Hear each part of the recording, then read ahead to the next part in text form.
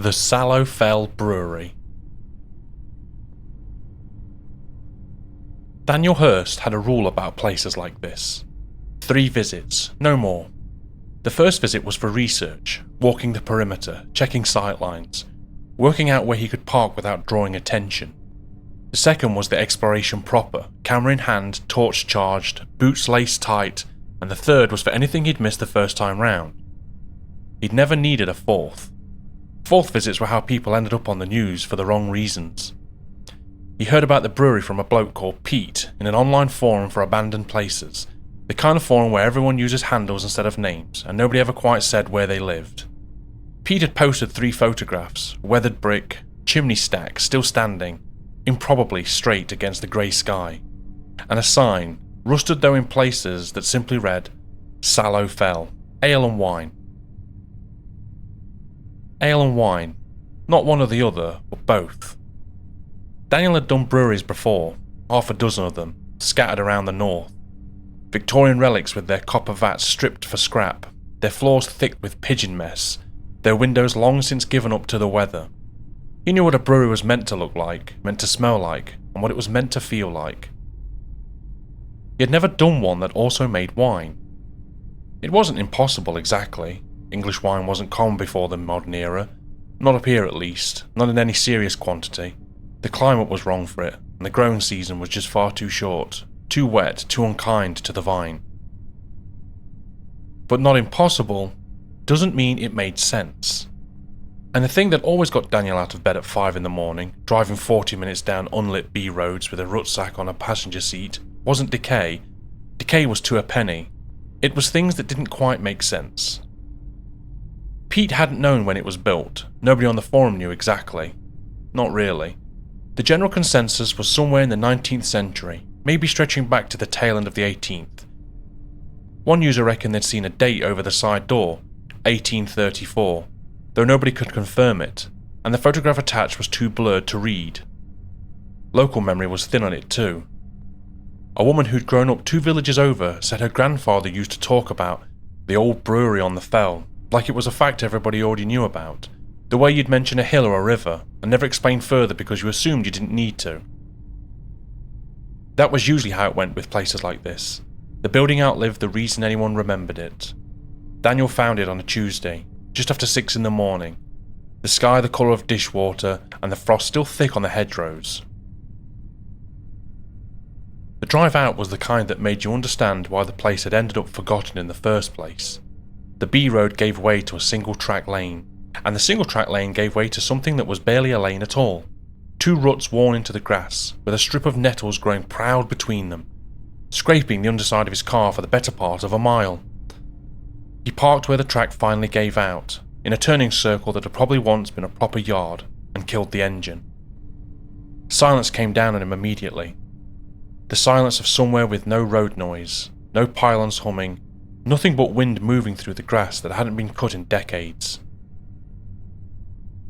He sat there a moment, the way he always did, and let the place settle around him before he went and disturbed it. And then he got out and shouldered his rucksack, and walked the last quarter mile on foot. The brewery announced itself before he saw it properly, the chimney first, exactly as it had looked in Pete's photographs, rising up out of the fold in the land like something that had grown there rather than been built. Red brick, streaked black with a century and a half of weather, standing maybe 80 feet tall and looking, if anything, sturdier than the buildings clustered at its base. The main structure was lower, longer, a sprawl of brick ranges connected by covered walkways, some of the roof sagging where the slate had slipped, one wing missing its roof entirely and open to the sky. It had the unmistakable bones of Victorian industry, segmental arched windows, corbelled brick detailing under the eaves, and the kind of solid, unfussy confidence that Daniel associated with mills and warehouses, and the men who'd built empires on wool, coal and beer. 19th century, maybe touching into the earlier 20th by some of the later editions. That was his read in it, and he trusted his read. He'd got good at dating buildings just by looking at brick courses and window styles, the little architectural fingerprints that have told you where a place had been thrown up by whom. He'd turned out to be wrong. He didn't know that yet. He stood at the edge of the yard for a long moment, just looking. There was a stillness to the place that went beyond ordinary abandonment. Most derelict buildings of that kind are exhausted quality to them, a slump, like something that had given up and was waiting to fall down. This one didn't have that. It looked tired, yes. The render was cracking, ivy had taken half of the north wall, and there was a rowan tree growing directly out of the second floor window frame. Its roots splitting the brick apart with a patient violence only plants seem capable of. But it didn't look defeated. It looked, if he were honest to himself, like it was simply waiting. He shook the thought off. That was the sort of thing that happened out here on your own, too early in the morning, too much silence and not enough sleep. You started reading intention into buildings. Every explorer did it eventually. You learned to notice it and set it aside. He raised his camera and took his first photograph of the day. The main entrance had lost its door decades ago. Just a rectangle in the brick, with the lintel bowing slightly under the weight above it. Daniel clicked his torch on out of habit, even though the grey morning light was doing most of the work, and stepped inside. The first room had been an office once. A rotted desk sat in the corner, its drawers hanging open and empty, and a set of pigeonholes on the wall still held the ghost of paperwork, brittle and water-damaged fragments too far gone to read, curling at the edges like dead leaves. Beyond that, the store opened in what had clearly been a brewer house proper. The vats were gone, sold for scrap long before Daniel was born probably, but their footprint remained. Circular patches on the flagstone floor, where the metal had sat for 100 years, and stone beneath them a slightly different colour to the rest. Pipework ran along the walls at head height, corroded to lace in places. A run of glass bottles, unbroken and astonishingly still upright, sat in the wooden crate on the far wall, thick with dust, the glass gone that particular shade of violet that old glass takes after decades in sunlight. He photographed the bottles, then he stood a moment, listening. There was a sound under the wind. Not a loud one, nothing dramatic, just a low creak somewhere in the building's structure. The noise old buildings made constantly, settling and resettling under their own weight. He told himself that what it was. He moved on, deeper into the ground floor. Room led into room, the way it always did in these places, each one telling a fragment of the same story. A fermentation hall with the remains of wooden vessels collapsed in on themselves like deflated lungs. A copperage, tools hanging from the wall in a neat row, as though someone had simply set down the hammer one evening and never came back to pick it up. A racking room, barrels stacked 3 high, mould blooming pale green across the staves. Everything was consistent with what he'd expected to find. Everything was consistent, in fact, with nearly every brewery he'd ever explored. The same tools, the same layout, the same flavour of decay, except that somewhere underneath it he kept feeling it, a presence. Not a sound and not a sight, nothing he could point to and photograph as evidence. Just the sensation, persistent and low grade, of being observed. He stopped in the racking room and turned a slow circle, torch sweeping the corners. Nothing. Barrels, mould, a single broken window letting in a slab of grey light. Getting soft, he muttered to himself, and his own voice sounded strange in the space, swallowed too quickly by the stone. He put it down to obvious things, the isolation, the state of the building. Impressive for its age, sure, but there was still something about that particular quality of dereliction that had gone out under your skin if you let it. Buildings like this had a way of making you feel watched, even when they were completely alone. Some ancient hardwired instinct about enclosed spaces and blind corners that no amount of rational thinking quite switched off. He'd felt it before, in other places. It always faded once he got moving again. So he got moving. The malting floor took up most of the next range of buildings, a long low room with a series of shallow brick channels running its length, where barley would once have been spread and turned by hand over weeks of careful germination. The wooden turning shovels still hung on the pegs along one wall, their blades worn thin and smooth, and Daniel found himself running his torch beam along them for longer than he needed to, cataloguing the small human details that made these places worth visiting in the first place. A kiln stood at the far end, its brick chimney rising up through the roof to meet, presumably, some vent he had spotted from outside. The fire grate beneath it was long cold, choked with decades of leaf litter blown in through the gap in the roof slates. But the iron itself had that particular rusted permeance that suggested it'd still be standing there in another 100 years, indifferent to everything.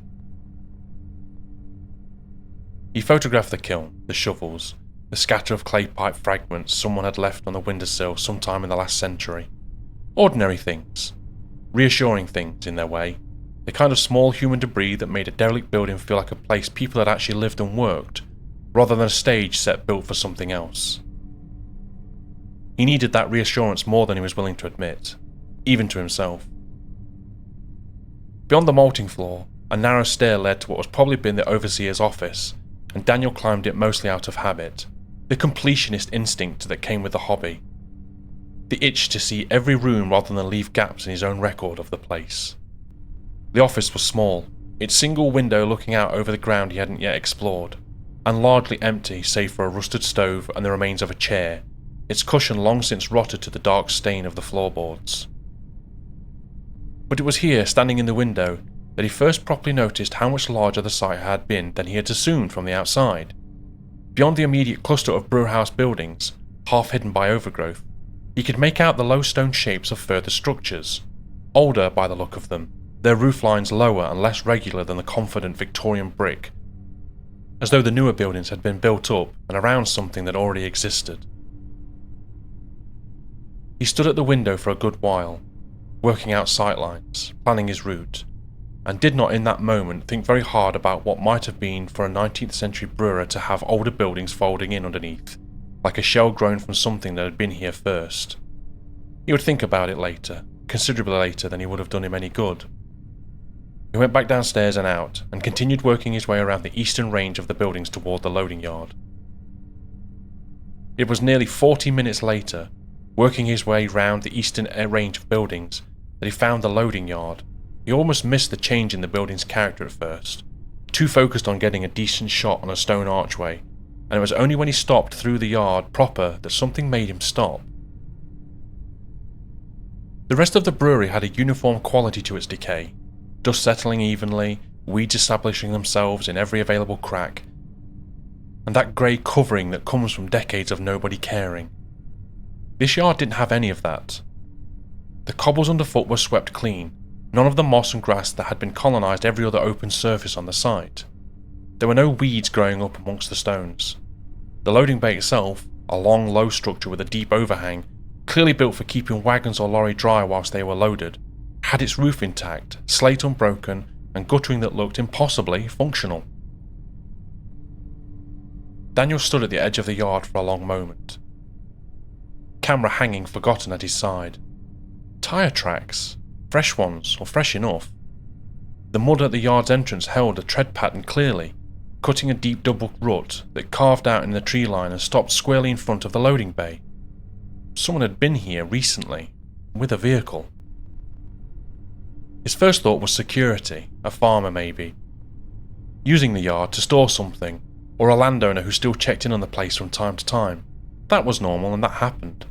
Half the abandoned sites in the forum was some tenuous connection to a living owner who popped by once a season to make sure the roof hadn't fallen in on anybody's head. But something about it didn't sit right, and it took him a moment to place that. There was no other sign of use, no cigarette ends, no crushed cans, no graffiti, none of the ordinary detritus that come from somewhere being visited by actual people with actual boredom to kill. Just clean stone, an intact roof, and tyre tracks leading to a loading bay with nothing in it. He crouched and photographed the tracks anyway. Evidence was evidence, even if he couldn't make sense of it yet. Then he straightened up, and that was when he saw the figure. It was at the far end of the yard, where a low doorway led back to the older part of the complex, a doorway he hadn't noticed until that exact moment, half hidden behind the buttress of blackened stone. Small, hunched, wrapped in something the colour of wet earth, brown and heavy looking, a robe or a cloak, hanging in stiff folds that didn't move the way cloth should have moved in the wind cutting across the yard. It was walking, slowly and unhurried. moving with the particular economy of someone who had made that same journey 10,000 times before and no longer needed to think about where their feet went. Daniel didn't move. His brain did this thing brains do in moments like this, offered him a dozen mundane explanations in rapid succession, each one discarded half a second after it arrived. A dog walker in a coat, someone doing site maintenance, a trick of the light, a trick of tiredness, a trick of the mind that had spent too many mornings alone in buildings that wanted him to see things. None of them had fit that which he had seen. The way it moved, the way it simply didn't turn towards him, even though he was fairly sure he was standing in plain sight across the open cobbled yard. The figure reached the low doorway and passed through it, vanishing into the dark beyond without breaking stride. Daniel found his voice at last, but it was a second too late. "Hello?" The word came out smaller than he intended, swallowed almost entirely by the yard's stone walls, the way sound seemed to die quickly everywhere on this site. No answer. Not even an echo worth the name. He stood there a long moment, weighing the sensible thing against the thing that he'd actually going to do, and was so often the case with people who spent their weekends letting themselves into abandoned buildings, the sensible thing lost. He crossed the yard. The doorway was low enough that he'd have to duck through it, one hand braced on the frame, and the moment he was inside he understood, in a vague and immediate way, that something about the building had changed. The brick was gone. He stood just inside the threshold and let his torch beam travel across the space, because his eyes were telling him something his mind was still catching up to. Where the old brewery above had been red brick and iron pipework and Victorian confidence, this was stone, old stone, rough cut, laid in courses that didn't have the mechanical regularity of anything built with a spirit level and a straight edge. The ceiling was low, vaulted, ribs of stone meeting at a central point the way that they did in, his mind reaching for the word and didn't like finding it, churches, chapter houses, the kind of stone architecture that belonged to a different century entirely, a different world, from the brick sheds above. A passage led away from the doorway, sloping gently downward, and the air coming up it carried a smell they hadn't noticed anywhere else on the site. Cold stone and something else beneath it. Sweetish, faintly fermented. Not unpleasant exactly, but wrong in a way he couldn't articulate. Grapes maybe, something closer to it. He should have turned round then. He would tell himself that later, lying awake with the memory of it. There had been a moment, right there at the threshold, where turning round was still an option that cost him nothing. He didn't take it. He followed the passage down. The stonework grew rougher as he had descended, the ceiling dropping lower in places, until he had to stoop, the passage narrowing until his shoulders nearly brushed both walls at once. Somewhere along the way, he couldn't say exactly where, the work stone gave way to something closer to raw rock, walls that had been hewn rather than built, the marks of tools still visible in long parallel gouges along the surface. It wasn't a brewery anymore. It wasn't even, in any sense he recognised, a building. It was a mine, or something that had once been a mine, or a quarry, or a set of natural caverns that centuries of human hands had shaped and extended and pressed into service. His torch beam picked out the details as he went. An alcove cut above the rock, holding the remains of what might once have been a shrine, the carving worn to near nothing by time. A section of passage where the ceiling had been reinforced with brick, an obvious and much later repair grafted onto the older stone. Deep grooves worn into the floor itself, the kind of grooves that only come from centuries of feet walking the exact same path. The temperature dropped the further down he went, which struck him as odd even as he noticed it.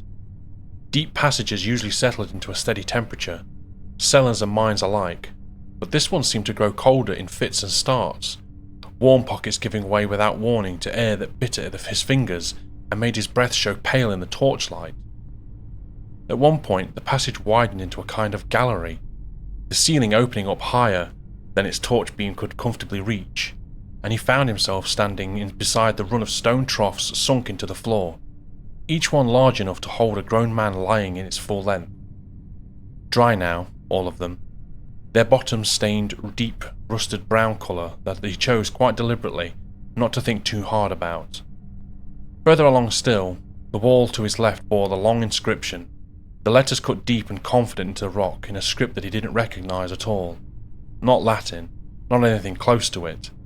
Characters angular and spare in a way that reminded him, uncomfortably, of runes he'd seen in museum cases, labelled with dates that predated any monastery he'd ever heard of. He didn't stop to photograph it. He told himself he'd come back for it later, on some future visit, that part of him had already understood, with total certainty, was never going to happen. He kept his torch low, his footsteps as quiet as he could manage, and somewhere ahead of him, distant, muffled by rock and distance, he heard movement. Not one set of footsteps, several. He found a junction where 3 passages met, and paused there, back against the cold rock, listening. The sound was coming from the passage directly ahead, a soft, dragging shuffle, repeated and rhythmic, the kind of sound a person makes when their feet never quite lift clear of the ground. Underneath it, fainter, something that might have been voices, though voices wasn't quite right either. More like breath being pushed through something that had been used as a throat. He edged forward, torch beam low, and looked round the corner into the chamber.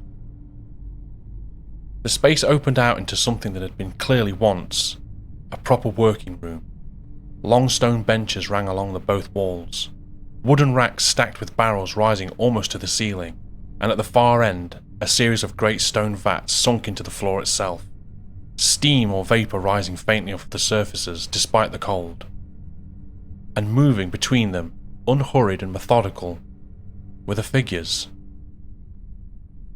There were more of them than he'd expected.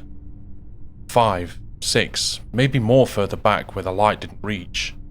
Small hunched shapes in the same heavy brown robes, moving between the vats and the racks with the particular fluid efficiency of people who had performed the same task so many times before that it had become just a memory. One tended a vat, stirring something within it with a long wooden paddle, the slow motion and circular and endless. Another moved along the barrel racks, running a hand along each one in turn, checking something Daniel couldn't identify from where he crouched. None of them looked at him. That, more than anything else, was what made the hair rise on his arms. Not that they were there, not even the wrongness of their shape, but the absolute total absence of any acknowledgement that the stranger had just walked into their space with a blazing torch. They simply continued, stirring, checking, moving barrels with a strength that seemed entirely out of proportion to their hunched, diminished frames. He pressed himself back against the rock wall of the passage, out of the chamber's main light, such as it was. A faint phosphorescent quality to the air itself that he hadn't clocked at first, some ambient glow with no obvious source, and watched. Minutes passed, he couldn't have said how many.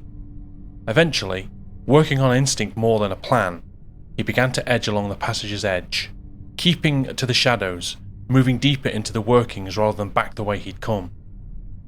He told himself he needed to understand what this was before he tried to get out. He was, if he was honest with himself, also simply too frightened to turn his back to the chamber and walk away. Further in, the workings began to show their age more openly. Sections of tunnel that had been shored up over the centuries with whatever material was at hand. Here, ancient oak props, black with damp and half collapsed, and there brick patches that might have been dated from the same Victorian period as the building above, and further still, sections that looked recent, concrete and steel, jarring and wrong against the raw stone surrounding them. Someone had been maintaining this place, continuously, for a very long time. He found the living quarters almost by accident, ducking into the side passage to put distance between himself and the fresh sound of movement from the main tunnel, and found himself instead in the low room lined with stone shelving, the remains of straw pallets rotted to almost nothing on the floor. It had the unmistakable shape of a dormitory. Cells, really, a small row of stone alcoves along one wall, each barely large enough for a single sleeping body. Separated by low stone partitions, worn smooth at the edges by centuries of hands. Some of the cells still held objects. A wooden bowl, cracked though, a rosary, the beads worn down to uneven lumps, the cord long since rotted away so that there simply lay in a loose scatter around the stone itself. A crucifix, the wood so old it had taken on the grain and colour of the stone around it. And in the third cell, along, tucked into a niche behind where the pillow might once have been, a book. Daniel almost missed it. It was small, bound in leather gone stiff, and black with age, and it took him a moment crouched in the torchlight to understand that it wasn't stone or debris, but something deliberately placed, deliberately kept. He lifted it out with careful hands. The leather cover was cracked along the spine, flaking at the edges, but it held together as he opened it, and the first page, impossibly, given everything else he'd seen down here, still bore legible ink. He crouched lower, torch angled to catch the page, and began to read. The hand was cramped, old-fashioned. The letters formed in a style he half recognised from museum exhibits. Long S's that read like F's, spelling that wandered from line to line, as though the writer hadn't settled on a fixed way to render his own words. It took him several minutes just to find the rhythm of it, sounding words out underneath his breath, in the dark. The earliest entries were mundane, records of brewing, quantities of barley, dates of harvest, notes on the weather that had clearly mattered enormously to the monastery whose livelihood depended upon it. There were references to the brethren, to daily offices, to a routine of prayer and labour that repeated itself entry after entry with only small variations. Then, some pages in, the tone began to shift. He read, piecing together the archaic spelling as best as he could, an account of a visit from a merchant, a man who had come from a market town some distance off, and who had, in no uncertain terms, told the brethren that their ale was the poorest in the shire, and their wine little better than vinegar dressed up in a good bottle. The entry that followed was bitter. The writer, a monk clearly, though he never gave his own name, described the shame of it. How the abbey had once been known for its hospitality, its charity, its place in the heart of the valley's spiritual life, and how that reputation had curdled, over years of bad harvests and worse brewing, into something closer to a joke told in market squares. Local folk, the entry said, no longer came to the abbey gates for a blessing or alms. They came, when they came at all, to mock the brothers' beer. Daniel turned the page, and found the ink changed. A different hand, he thought, though it was hard to be certain in the poor light, or perhaps simply the same hand grown older, more desperate, pressing harder into the vellum. The entry described the night of prayer, a vigil, the writer called it, held not in the chapel, but down here, in what the entry referred to only as the old workings beneath. Tunnels that had existed, apparently, long before the abbey itself, dug by hands and for purposes the monk claimed not to know. The brothers had gone down into the dark, the entry said, and prayed not to God, but to something older, something that the writer described only in oblique terms, the one who dwells in root and rock, the keeper of the deep cellar, language that walked right up to the edge of naming something, and then flinched away every time. And a bargain had been struck. The entry was frustratingly vague on the specifics, whether through the writer's own reluctance to commit the full truth to paper, or simply because the details had never been fully understood, even by those who made the deal. But it was clear enough. The brothers would have their ale, their wine, the finest in the shire, the entry promised, finer even than that, finer than any hand had made before or would make again. In exchange, the making would never stop. The next entry, shorter than the rest, noted with a kind of numb wonder that the following session's brewing had indeed come out finer than anything the abbey had produced in living memory. The merchant who had mocked them returned within a month, cap in hand, asking to buy in bulk. A handful of entries after that traced the Abbey's fortunes climbing, month over month, in a way that read almost like disbelief committed to paper.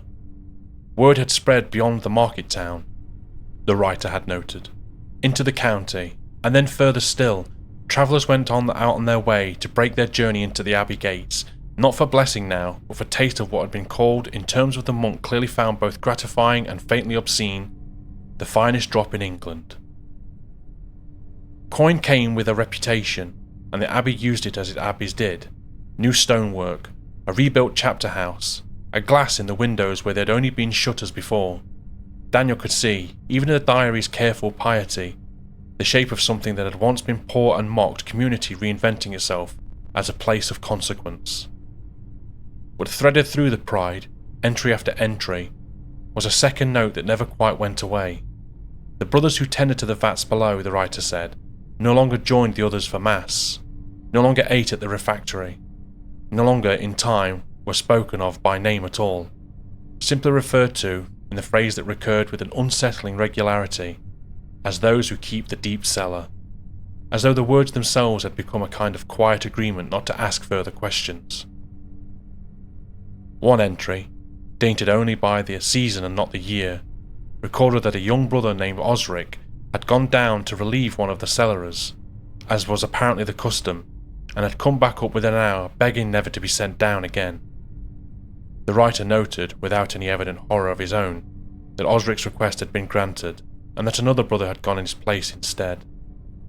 Nobody asked what Osric had seen. The entry made a point of saying so. The entry after that was shorter still. It simply read, as best Daniel could make out, his torch beam beginning to flicker, his hands beginning to shake in a way that had nothing to do with the cold. The brother Aldous had gone down to check on the vats as he always did, and had not come back up. That was the last entry in the book. Daniel sat with the diary open on his knees for a long moment, the low stone cell pressing in around him, and understood, with clarity that comes only in moments of real fear, exactly what had been shuffling between the vats above. He closed the book. His hands weren't steady doing it. He got up and started, as quietly and quickly as he dared, back the way he'd came. The passage back felt longer than the passage in, the way these things always did, every junction looking subtly wrong, every shadow holding just a fraction too long before resolving into ordinary rock. He kept his torch low, cupped half behind his hand, casting just enough light to place his feet no more. He was perhaps halfway back to the junction, working out in his head the fastest route back up to the loading yard and the grey morning light waiting above it, when he heard the shuffling again. Close, closer than it had any right to be. He froze, back against the rock, and the sound resolved itself a heartbeat later into two distinct rhythms, two sets of feet, dragging in a loose, unsynchronized shuffle, coming from the passage directly ahead of him, the exact passage he needed to take. There was no time to find another route, no time to think it through properly. Along the wall to his left, half swallowed by shadow, sat a stack of old barrels, 3 or 4 of them, wood gone soft and dark with age, piled against the rock in what might once have been a storage nook. He dropped behind them without a second thought, folding himself into the gap between the stack and the wall, killed his torch. Darkness came down, complete and immediate, the kind of darkness that has a weight to it, that presses against the eyes until they start inventing light just to have something to focus on. He held his breath and listened, and the shuffling came closer. A faint light preceded them into the passage, the same low phosphorescence quality he had noticed in the main chamber, seeming to emanate from nowhere and everywhere at once, just enough to pick out shapes in the black. Daniel pressed himself flatter against the barrels and watched, through the narrow gap between 2 staves, as the 2 figures came into view. Up close, closer than he had been in the chamber, close enough now that distance and poor light could no longer soften what he was seeing. The robes hung loose over frames that were smaller than they should have been, not the natural smallness of short men, but the smallest of things that had been worn away and diminished, reduced to what must have been centuries or something less than they had started as. Where a sleeve fell back from one raised hand, he saw bone. Not the clean white of a museum skeleton, but something yellow, pitted and worn, thin in patches the way a stone step wears thin under 10,000 footfalls. The finger joints moved with a dry grinding sound, faint but audible in the silence, cartilage and tendon long gone, whatever animated the motion no longer anything simple as muscle. One of them turned its head as it passed. Not towards him, he didn't think, more a simple mechanical adjustment. The way you might turn to check a doorway out of long habit rather than genuine attention. And just for a moment in the low light, he could see what caught what should have been a face. There wasn't much left of it. A skull, yes, unmistakably, but one that had been worn and reshaped by God knows what process over how many years. The bone thinned almost to translucency in places, built up strangely in others, as though something had been grown back into shaped bone that was never meant to hold. Where the eye should have been, there was only shadow, deep and unlit even in the passenger's strange ambient glow. It did not stop. It did not seem to see him at all. The two figures continued on, unhurried, their dragging shuffle receding back the way Daniel had come, back towards the cell with the diary, back towards whatever eternal round of small tasks made up the whole of their continued existence. He stayed frozen behind the barrels for a long time, after the sound that faded completely, counting his own heartbeat in the dark, before he trusted himself to move. When he finally did, his leg had gone stiff and clumsy with fear and cold both, and he had to brace a hand against the barrel stack to get himself upright. He didn't turn his torch back on until he was moving, and even he kept it low, angled by his own feet, unwilling to see too clearly what might still be sharing the passages with him. He found the junction, and he found the passage that sloped up rather than down, kept climbing. The gallery where the stone troughs came and went, and this time he didn't slow to look at it. The inscription on the wall passed by as a blur of half-glimpsed angles, and he didn't slow for that either. Twice he thought he heard the dragging shuffle again, somewhere off in the dark to one side or the other, and both times he pressed himself flat against the rock, killed his torch and waited, heart going hard enough that he could feel it in his throat, until the silence convinced him he was safe to move again.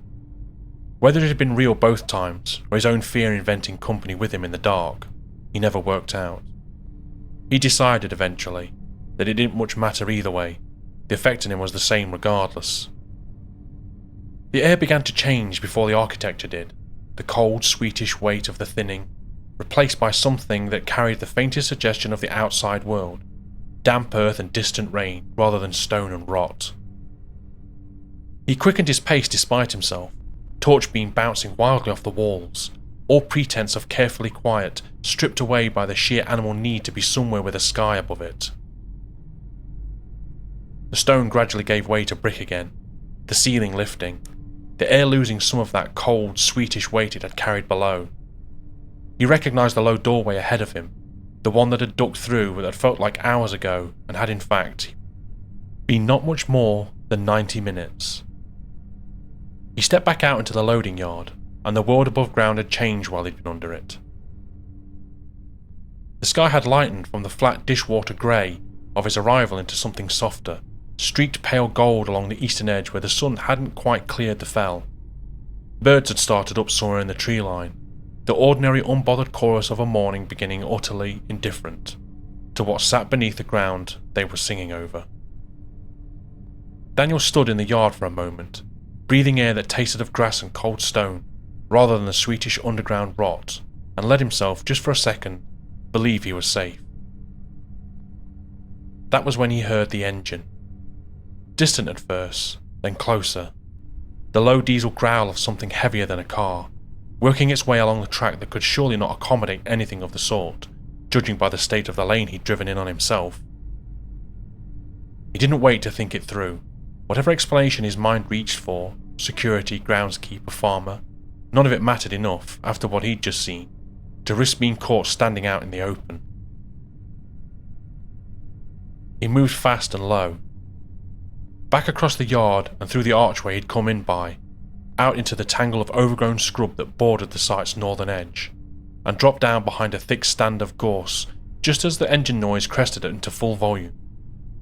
An unmarked lorry came into view along the track, dark green, mud splattered, no company name or livery on its side. Nothing to say who it belonged to or what it was doing out here at first light on a track that led nowhere except a building the whole world had apparently agreed to forget. It pulled into the loading yard, and with an easy confidence of a route driven 1,000 times before, came to a stop directly in front of it, the bay Daniel had first noticed, hours and a lifetime ago, when all of it still seemed like an interesting anomaly and nothing more. The engine cut, and a door opened and then closed. Daniel didn't see the driver clearly. A man, ordinary enough, a coat and boots, moving with the unhurried manner of a man doing a job he'd done a great many times before. He heard, rather than saw, the loading bay's old doors grind open from within. He heard footsteps, the dry, dragging shuffle he knew far too well, and the low scrape of barrels being moved across stone. Nobody spoke.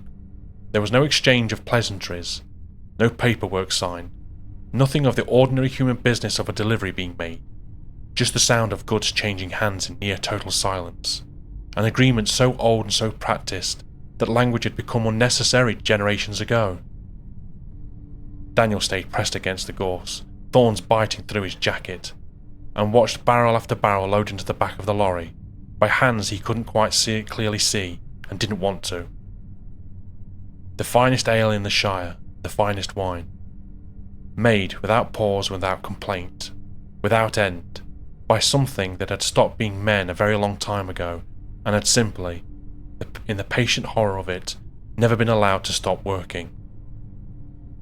The lorry's engine started again.